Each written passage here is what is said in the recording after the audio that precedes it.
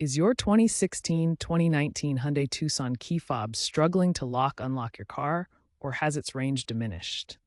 The most likely culprit is a depleted battery.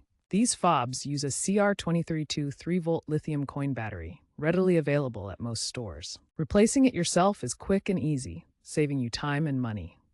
No major redesigns affect battery type or access method, and enhanced user guides from Hyundai's official app and website now include step-by-step video tutorials.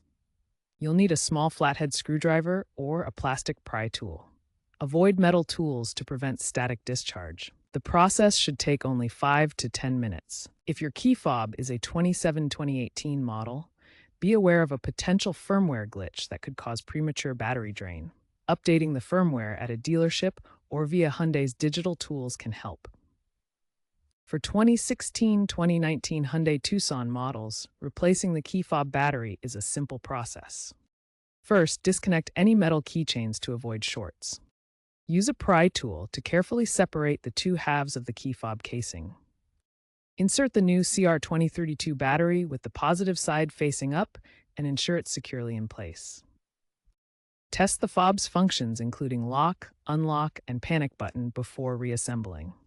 Reassemble the case by snapping the halves back together. Common mistakes include incorrect battery orientation, which causes immediate failure, and water damage. The fob is rated IPX7 equivalent for water resistance, but keep it dry.